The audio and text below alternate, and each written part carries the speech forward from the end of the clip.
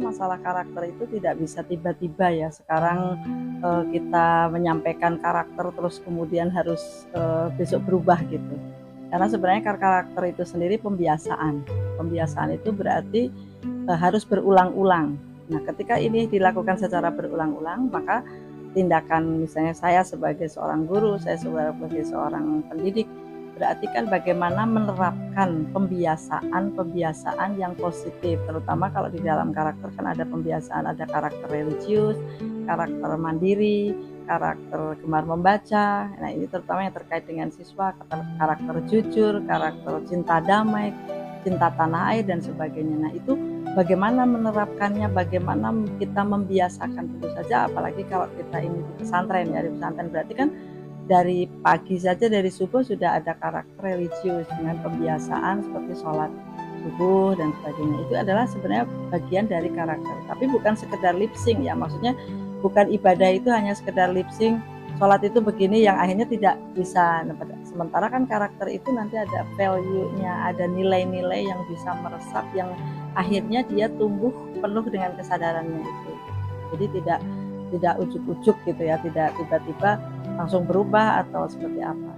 Jadi langkah-langkah yang lebih konkret kalau misalnya ini di sekolah, ya sekarang kan memang sedang dilakukan lagi musimnya matsama ya. Jadi kalau matsama itu berarti salah satunya pembiasaan, di situ juga ada di materi yang sekarang ini, salah satunya juga ada materi penekanan kepada akhlak mulia. Sebenarnya kalau karakter itu sendiri itu secara universal, arti dari sudut pandang agama itu akhlak.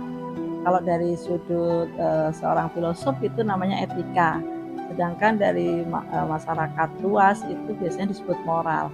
Jadi pada dasarnya karakter juga ada karakter yang baik dan buruk, akhlak juga ada akhlak yang baik dan buruk, etika juga ada etika yang baik dan buruk, dan juga moral itu ada yang baik dan buruk gitu. Jadi semuanya itu pasti sebenarnya ya apa ya, mungkin beda sudut pandang saja gitu. Kalau dari segi agama kan akhlak yang baik dan buruk. Nah, berarti pembiasaan kita kepada akhlaknya itu, pembiasaan kita terhadap kehidupan sehari-hari ya tadi dimulai. Nah, kejujuran seperti apa yang harus kita tanamkan? Gemar membaca seperti apa yang ditanamkan di sekolah dengan cara mungkin kan sekarang dibingungkan juga masalah literasi ya. Jadi pembiasaan misalnya sebelum belajar dengan membaca Quran, dengan membaca literatur yang ada. Nah, itu kan berarti harus dibiasakan juga, karena seorang murid sekarang istilahnya murid lagi ya, sekarang seorang murid itu juga harus bagaimana kita mengajarkan untuk bekerja keras, punya motivasi untuk dia melangkah lebih baik seperti apa. Dan ini di Matsama itu salah satunya dimasukkan nilai-nilai tentang itu baru salah satunya, berarti ya kan ada yang lain. Seperti kalau di pesantren mungkin ada tasalamnya, kalau di Darussalam ada matsamanya, belum lagi nanti di setiap pembelajaran itu memang harus ada penekanan terhadap pendidikan karakternya itu. Nah, itu sudah ada di kurikulum Merdeka.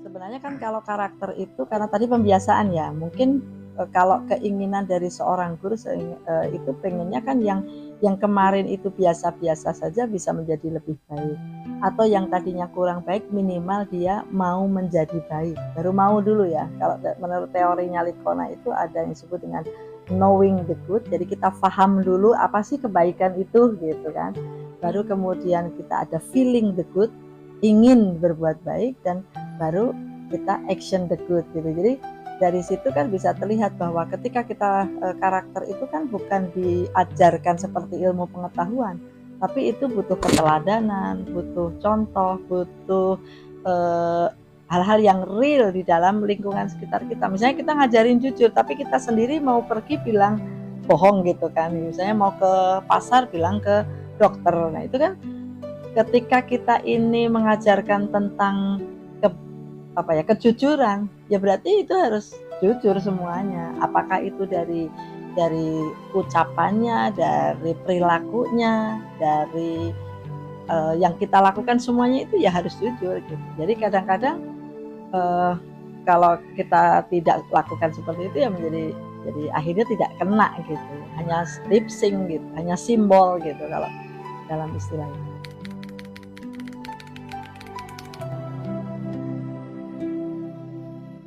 Ya, tentu saja yang namanya pendidikan itu kan tidak bisa berdiri sendiri.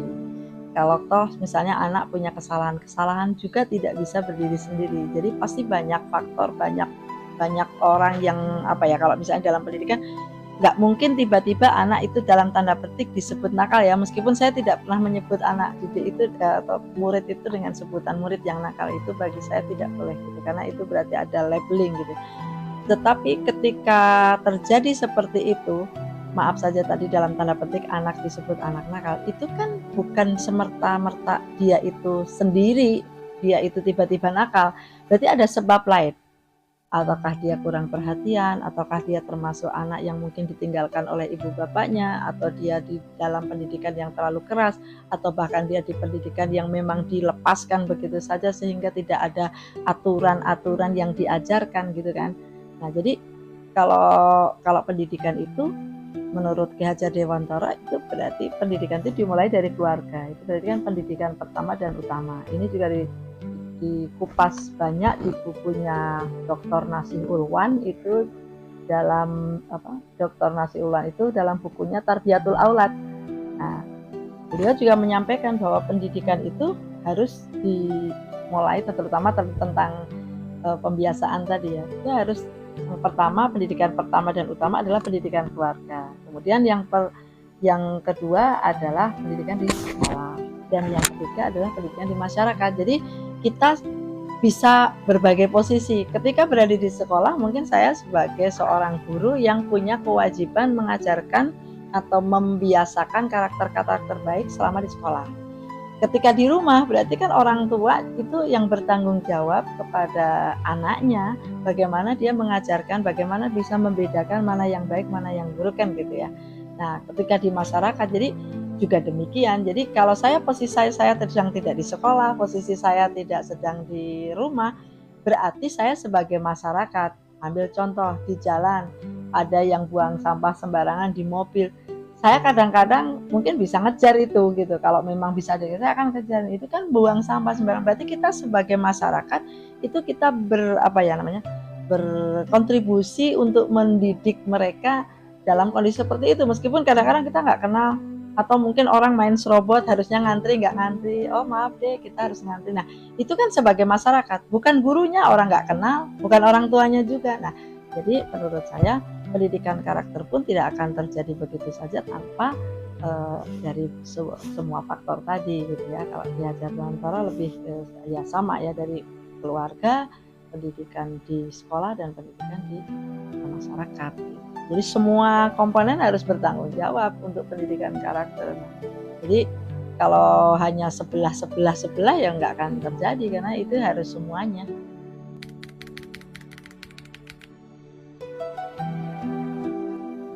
Awalnya kan memang saya mungkin basic saya pertama pendidikan dulu ya, tapi kemudian di S2 juga lebih mendalami lagi pendidikan, kemudian saya ngambil lagi S3 juga lebih mendalami di pendidikan umum, itu juga pendidikan dan lebih banyak pada pendidikan karakter. Kalau sekarang namanya di UPI itu pendidikan karakter.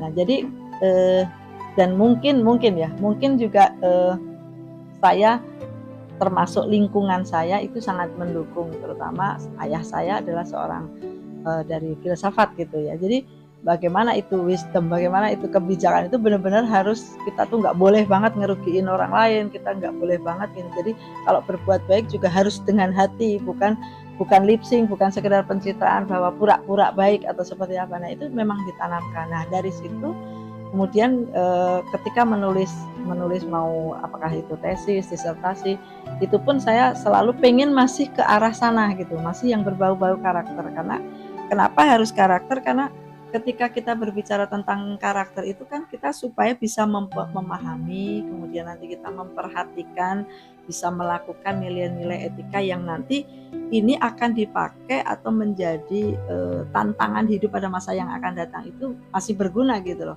Meskipun ya kadang-kadang kan mungkin orang baik suka dianggap sok baik gitu, tapi bukan berarti ke sana. Jadi awal dari keinginan saya untuk karakter itu seperti itu, menulis buku-buku tentang karakter itu seperti itu. Nah, memang ini ada sejarahnya ya, waktu itu di menulis tesis itu tentang Qasidah Budak. Saya mengambil bagaimanakah dari kitab Qasidah Budak itu ada nggak yang bisa diambil nilai-nilai pendidikannya. Ternyata setelah dikupas, diteliti itu ada. Nah, dari situ saya kembangkan. Nah, kemudian juga ketika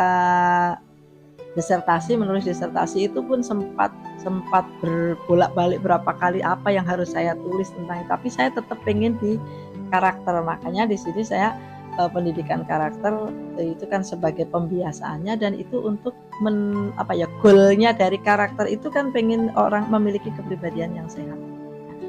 Remaja, 3 remaja itu dari 3 remaja itu 2 diantaranya juga sehat gitu, secara mentalnya tuh nggak sehat. Jadi yang perlu dikembangkan sekarang dalam dunia pendidikan itu bagaimana menjadi siswa atau murid ya yang benar-benar tangguh gitu loh. Jadi ini kan kadang-kadang rapuh gitu ya, mungkin disebut generasi stroberi lah, apa yang kayaknya bagus tapi lembek. Nah itu memang terasa dikit-dikit, jadi tantangan kurang, motivasi kurang. Nah ini mungkin itu juga nggak bisa salah sendiri anak, itu kan efek dari gadget juga, efek dari pendidikan, efek dari masyarakat, lingkungan dan sebagainya. Nah itu jadi perkembangannya itu pengen bagaimana sih gitu dengan pembiasaan yang karakter-karakter yang positif tadi, yang akhirnya ujungnya itu adalah memiliki kepribadian sehat. Itu yang saya inginkan, karena kepribadian itu kan kalau menurut Elizabeth Harlock itu adalah kepribadian sehat dan kepribadian yang sakit. Jadi ketika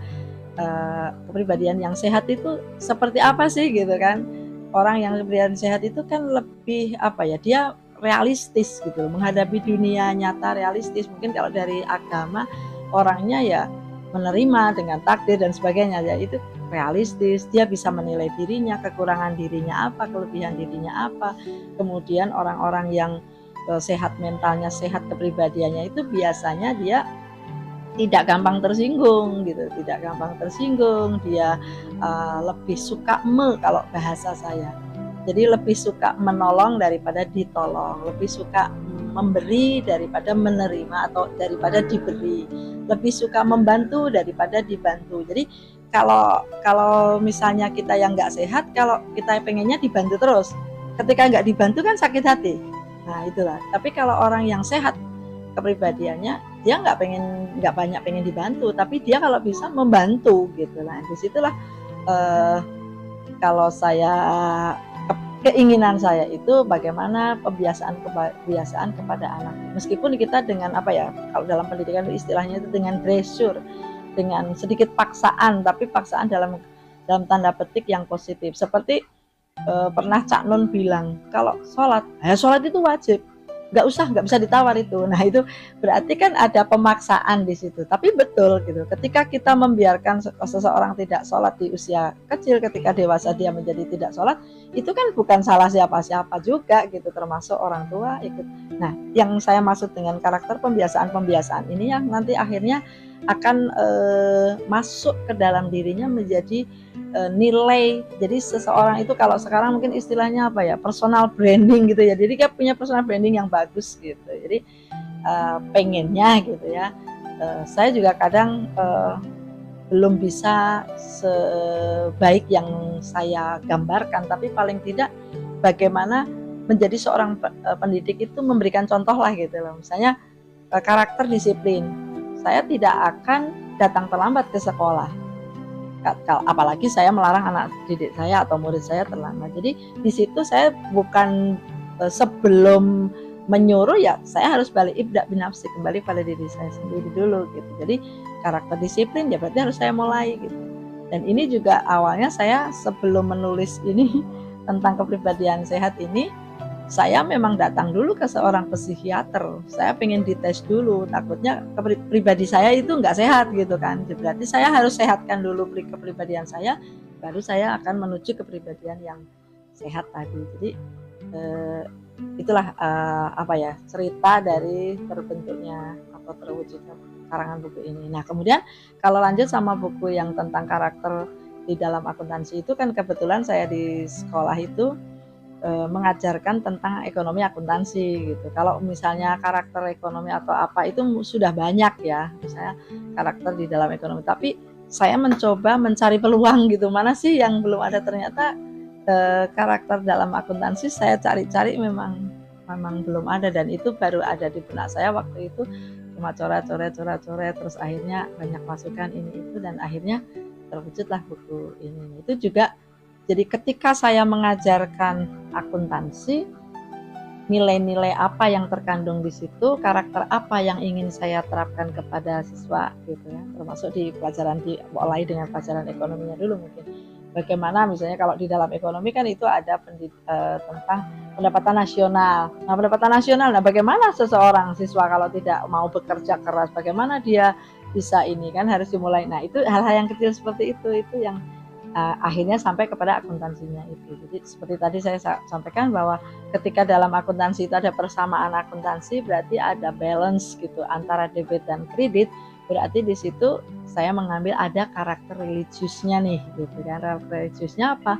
Bahwa kehidupan itu harus seimbang gitu antara kehidupan dunia dan akhirat. Nah, di situ nilai-nilai yang karakter yang baik tadi yang ingin ditanamkan terutama di dalam materi akuntansi itu seperti itu. Itu gambarannya.